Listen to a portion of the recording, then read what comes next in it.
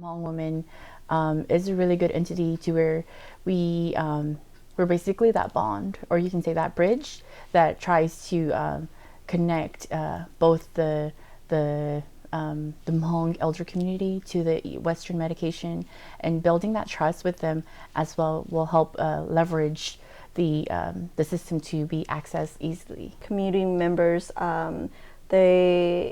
they want help and they need help, and so they will come to us when they need help, you know, and in terms of, you know, our health navigation and system that we provide for the community. One of the things that we're very pleased about is how a bilingual, bicultural lay health workers, and we have lots of them, but primarily the example I'm going to cite is the Hmong. Most of the Hmong that we're trying to reach cannot speak English very well, and so we're very fortunate that we have some eager Hmong care coordinators who are very receptive to learning what can be done about preventing or controlling a particular cancer risk factor, and then adapting it, making home visits, sharing that information, and navigating those individuals to proper treatment. So a little background about the Hmong. We're initially from China, traveled down to Southeast Asia, and then we migrated to the United States via the Vietnam War.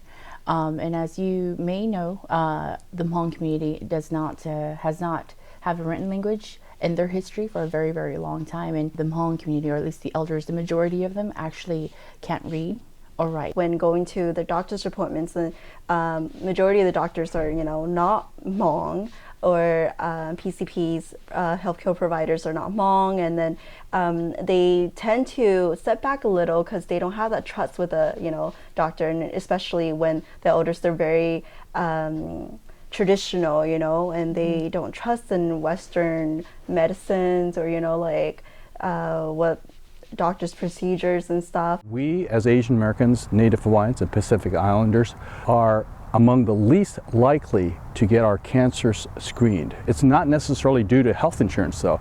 It is rather, we think, due to some cultural factors. And so we, as Asian Americans, Native Hawaiians, and Pacific Islanders, because we are brought up in this culture, have the opportunity to leverage our culture and figure out how we can help our own colleagues in doing that. What we get to do is build upon what is known about cancer in terms of its cause, in terms of its prevention ability, and just adapt it so that we can intervene and most efficiently and effectively address those cultural and social barriers, as well as linguistic barriers that impede us from, for example, taking advantage of smoking cessation or participating in cancer clinical trials or screening.